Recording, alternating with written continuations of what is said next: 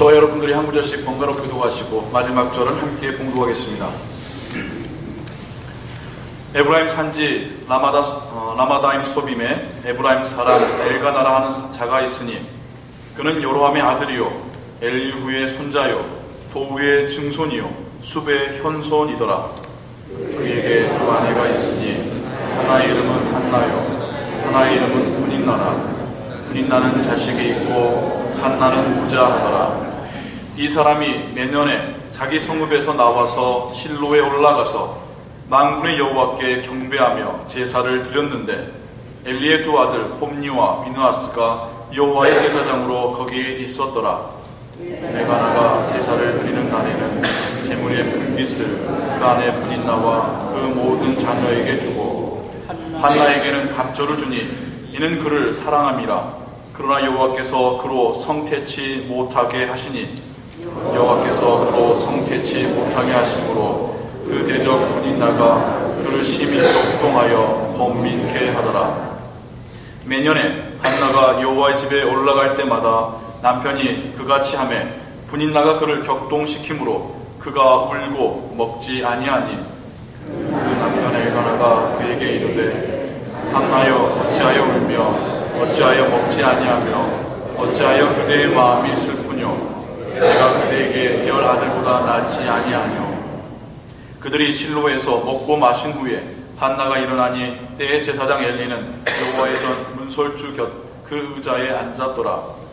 한나가 마음이 괴로워서 여호와께 기도하고 통곡하며 서운하여 가로되 만군의 여호와여 만일 주의 여종의 고통을 돌아보시고 나를 생각하시고 주의 여종을 잊지 아니하사 아들을 주시면 내가 그의 평생에 그를 여호와께 드리고 삭도를 그 머리에 대지 아니하겠나이다. 그가 여호와 앞에 오래 기도하는 동안에 엘리가 그의 입을 주목한즉 한나가 속으로 말하며 입술만 통하고 음성은 들리지 아니하므로 엘리는 그가 취한 줄로 생각한지라. 엘리가 그에게 이르되 네가 언제까지 취하여 있겠느냐. 포도주를 끊으라. 한나가 대답하여 가로되 나의 주여 그렇지 아니하니이다. 나는 마음이 슬픈 여자라. 포도주나 독주를 마신 것이 아니요 여호와 앞에 나의 심정을 통한 것뿐이오니 당신의 여종을 악한 여자로 여기지 마옵소서. 내가 지금까지 말한 것은 나의 원통함과 격동됨이 많음을 인함이니이다. 엘리가 대답하여 가로되 평안히 가라. 이스라엘의 하나님이 너의 기도하여 구한 것을 허락하시기를 원하노라. 가로되 당신의 여종이 당신께 은혜 입기를 원하나이다 하고 가서 묻고 얼굴에 다시는 수색이 없으니라. 그들이 아침에 일찍 일어나 여호와 앞에 경배하고 돌아가서 라마의 자기 집에 이르니라. 엘가나가 그 아내 한나와 동침하매 여호와께서 그를 생각하신지라. 한나가 잉태하고 때가 이름에 아들을 낳아 사무엘이라 이름하였으니 이는 내가 여호와께 그를 구하였다 함이더라. 아멘.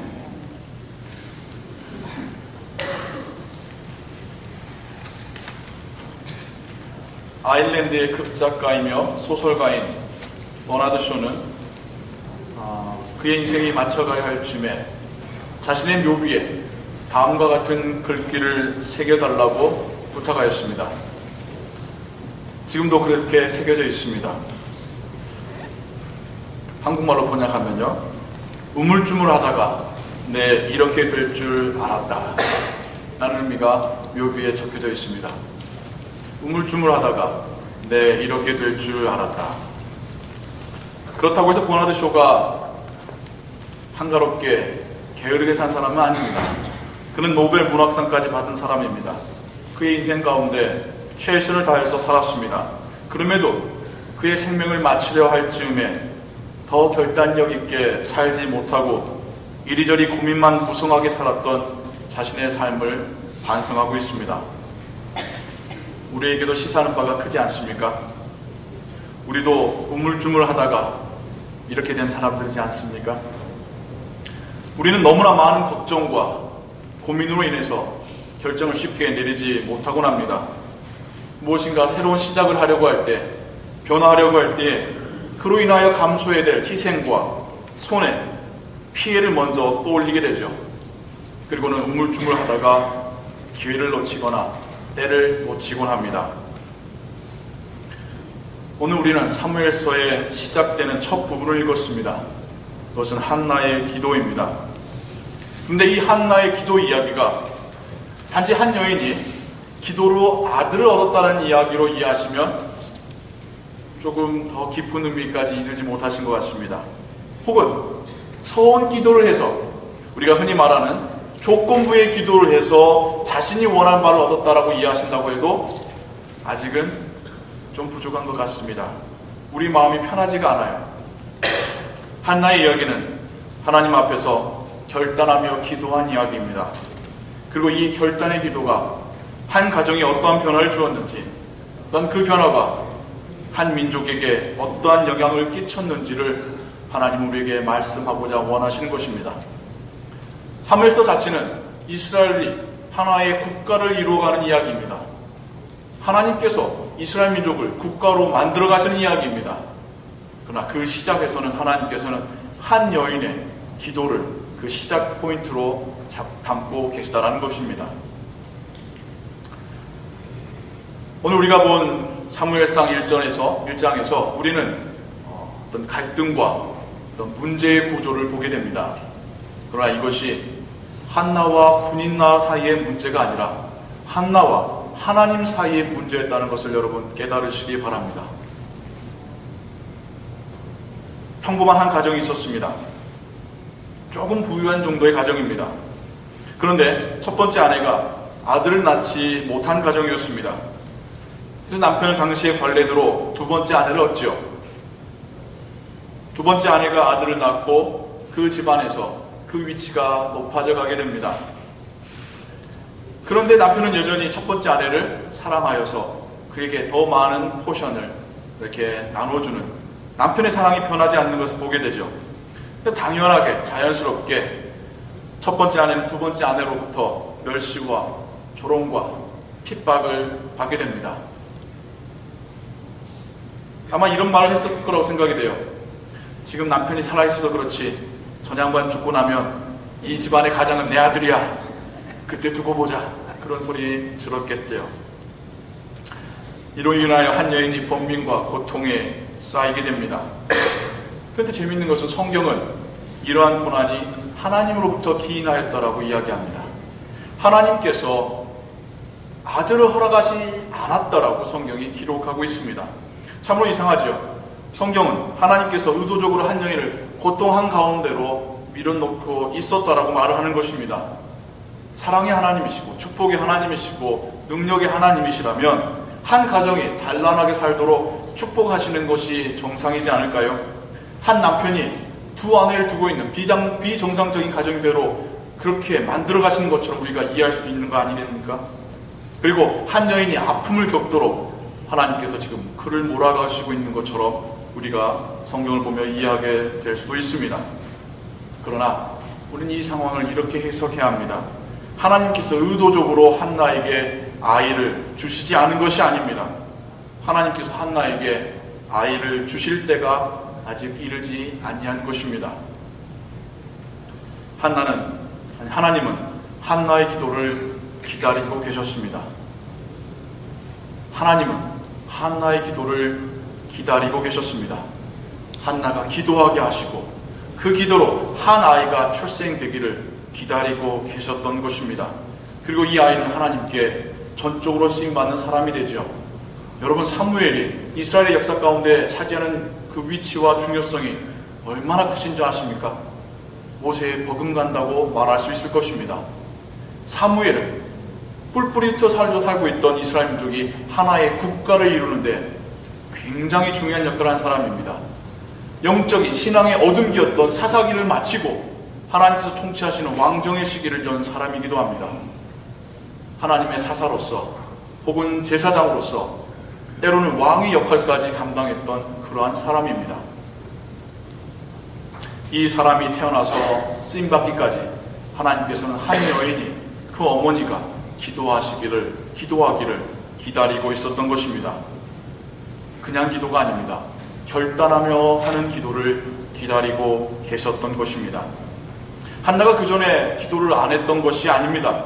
한나의 가정은 매년 성막에 찾아가서 제사를 드리던 가정이었습니다. 한나는 그 누구보다도 간절하게 하나님께 아들을 구하는 기도를 하였을 것입니다.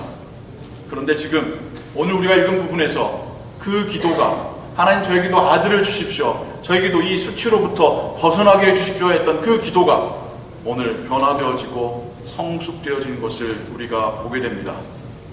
한나의 기도라 할 수 있는 사무엘상 1장 11절 우리 함께 다시 보실까요?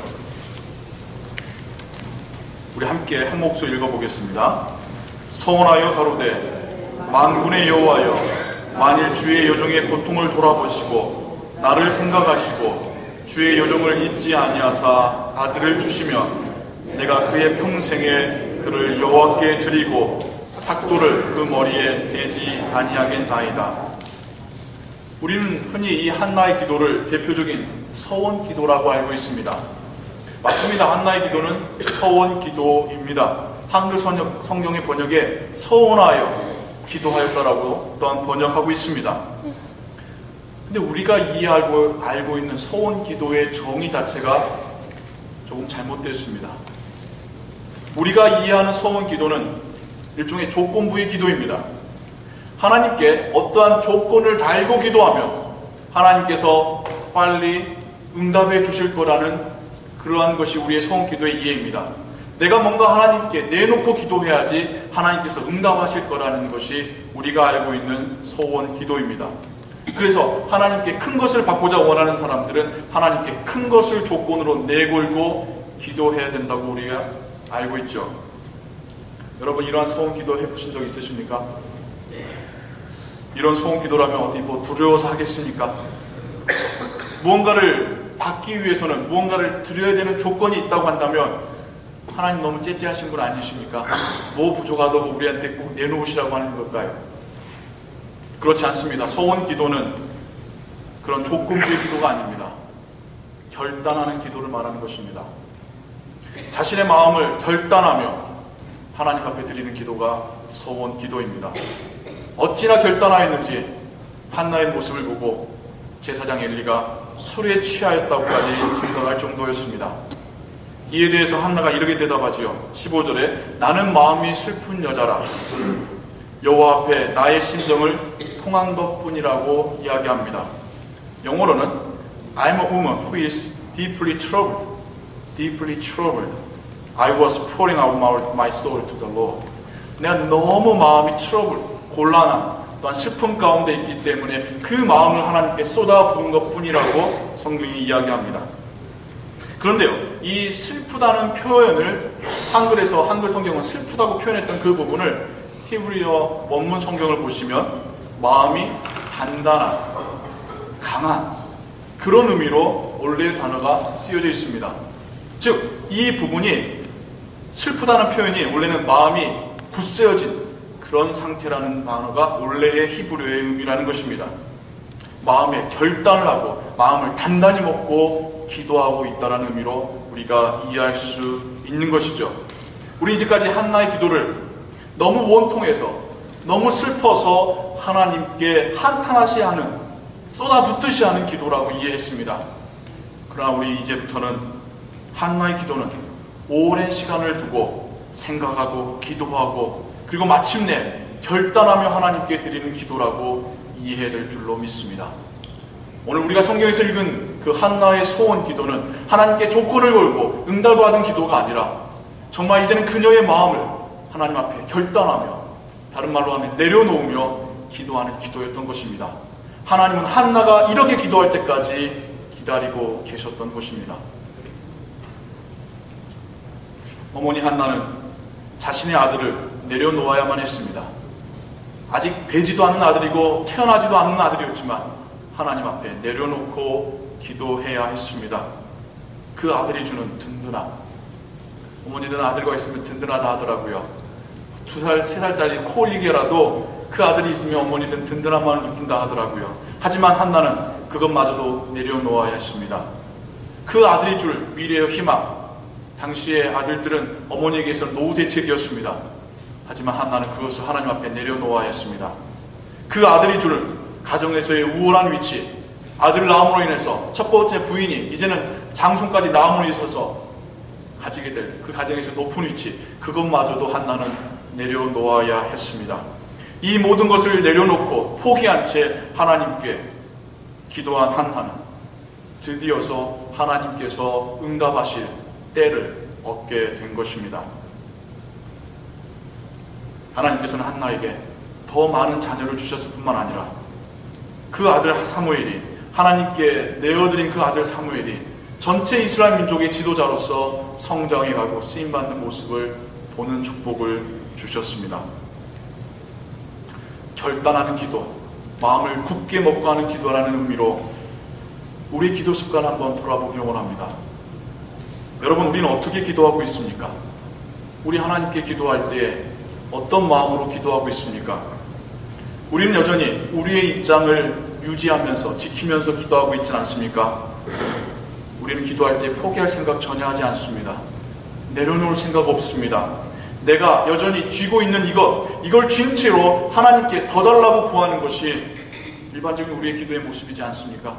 하나님 더 주고 싶어도 이 두 손이 꽉 잡고 있기에 내 마음 가운데 나의 계획과 생각과 욕심이 꽉 차 있기 때문에 하나님께서 더 은혜 주시지 못하고 응답하지 못하시는 것이 우리의 기도의 모습이지 않습니까? 우리는 기도할 때 내려놓는 자세를 가져야 합니다. 내려놓는다는 의미는 나의 생각, 나의 계획, 그리고 나의 욕심, 나의 고집마저도 하나님 앞에서 내 손에서 내려놓는다는 의미입니다. 하나님께 주도권을 내어 맡긴다는 의미입니다. 하나님께서 어떻게 응답하시든지 내가 기쁘게 받겠습니다라는 의미인 것입니다. 여전히 내 손에 꽉 쥐고 내 마음 가운데 꽉 채운 채 기도한다면 어떻게 하나님의 응답을 받을 수 있습니까? 어떻게 하나님께서 우리 안에 역사하실 그런 공간과 자리가 있겠습니까? 내려놓음이라는 그런 책이 있습니다. 한국에서 참 인기를 많이 얻고 있는데요. 몽골에서 선교하시는 이분이 이런 자기의 소식을 참 싫어합니다만은 저도 어쩔 수 없이 말씀드리자면 이분이 하버드 대학에서 공부하신 분이라고 합니다. 그걸 내려놓고 몽골까지 선교사로 가셔서 정말 그 외진 곳에서 진짜 우리가 톨리돌 시골이라고 하죠. 진짜 시골에서 선교하시는 그분이 내려놓음이라는 책을 쓰셨어요. 그 책 가운데 한 부분을 여러분에게 읽어드리겠습니다. 우리는 우리 인생 계획표를 백지인 채로 하나님께 넘겨드리는 것을 주저합니다. 대신 하나님께서 우리가 작성한 계획표를 보시고 결제해 주시기를 바랍니다. 마치 사장실 문 앞에서 결제 서류를 들고 조마조마하게 기다리는 직원들처럼 우리가 이렇게 인생의 계획을 하나님께 맡기지 못하는 이유는 하나님을 신뢰하지 못하기 때문입니다. 우리 이런 이야기들 듣죠. 하나님께 내 인생을 걸면 너는 그때부터 망하는 거야. 인생에 제비 모는 것을 이제는 끝나는 거야. 네가 하고 싶었던 모든 일로부터 너는 손 털어야 해. 너 하나님이 다 내려놓고 아프리카 오지로 선교하러 가라고 하면 어떻게 할 거니? 그러나 하나님께서 우리에게 내려놓으시라 하는 이유는 우리가 내려놓을 때에 그것이 진정한 우리의 것이 되기 때문입니다. 내려놓을 때 주어지는 가장 좋은 것은 세상이 줄 수 없는 자유와 평강입니다. 이제 하나님께 기도하실 때에 결단하시며 기도하시기 바랍니다. 내려놓고 기도하시기 바랍니다. 내 거 다 가진 채, 이거 다 유지한 채, 꼭 쥐고 있는 채 더 달라고 기도하지 마시기 바랍니다. 더 받을 데도 없어서 못 받고 있는 것입니다. 내려놓고 기도하십시오. 나의 생각과 나의 계획과 나의 고집마저도 내려놓고 기도하십시오. 하나님께서 우리에게 주실 응답을 받을 공간을 만들어 놓으시기 바랍니다. 하나님께서 우리 안에서 역사하실 기회를 하나님께 드리시기 바랍니다. 내려놓고 기도한다는 것은 하나님께서 우리에게 내가 원하는 응답이 아닌 것을 주실지라도 하나님의 응답으로 받겠다라는 결단을 하는 기도를 말하는 것입니다. 이러한 결단을 할 때야 비로소 하나님이 주신 응답을 깨달을 수 있는 것이죠. 내 계획으로 내 생각으로 가득 차 있다면 하나님이 응답을 주셔도 그것 깨닫지 못합니다. 인정하지 못합니다. 그건 응답이 아니야. 내가 원하는 응답이 응답이야 라고 하는 것이 우리의 모습 아닙니까? 하나님께서 나에게 무엇을 주시던지 기쁘게 받겠다는 생각이 바로 내려놓는 마음의 자세입니다. 하나님께서 나를 어디로 데려가시든지 따르겠다는 기도가 바로 내려놓는 기도입니다. 이제부터 우리의 기도가 나의 생각이 하나님께 주장되어지는 기도가 아니라 하나님의 뜻이 우리에게 비춰지는 기도가 되기를 소원합니다. 어머니 한나의 결단의 기도는 하나의 출생으로 연결이 되었습니다. 그리고 그 기도는 이 아이가 철저하게 하나님의 사람으로 자라며 훈련받게끔 합니다. 하나님께서는 이 사람을 통하여 이스라엘 민족의 새로운 역사를 시작해 가셨습니다. 여러분, 여러분의 결단의 기도가 위대한 변화의 출발점이 될 줄로 믿습니다. 여러분이 변화될 줄로 믿습니다. 여러분의 가정이 변화될 줄로 믿습니다. 우리의 교회가 변화되고 우리의 직장이 변화될 줄로 믿습니다. 그 시작은 우리가 결단하며 내려놓으며 하는 기도일 줄로 믿습니다. 결단하시며 기도하시기 바랍니다. 하나님께서 우리를 인도해 가실 것입니다. 기도하겠습니다. 사랑과 은혜의 하나님 아버지, 오늘 한나의 기도의 모습을 우리 함께 보았습니다. 한나는 주님 앞에 마음을 결단하며 내려놓으며 기도하였습니다. 그러할 때 하나님은 한 가정에 뿐만 아니라 한 민족에게 놀라운 일을 시작하여 주셨습니다. 하나님, 우리의 기도의 모습을 돌아봅니다. 여전히 부여잡은 채, 여전히 고집부린 채, 욕심부린 채 하나님께 더 달라고 기도하고 있지는 않습니까? 하나님께서 주시는 응답을 내 아집으로 여전히 깨닫지 못하며 거부하고 있지는 않습니까? 하나님, 이젠 우리가 하나님 앞에 설 때에는 나의 것을 내려놓는 자세가 되게 하여 주시옵소서. 내 안에 하나님의 것으로 채울 수 있는 성숙된 신앙인들이 되게 하여 주시옵소서. 그러함으로 인하여 하나님이 우리를 어떻게 인도해 가시는지, 우리의 가정을 어떻게 주장해 가시는지, 우리의 삶이 어떻게 변화되어 가는지를 우리가 믿고 바라보게 하여 주시옵소서. 예수 그리스도의 이름으로 기도하옵나이다. 아멘.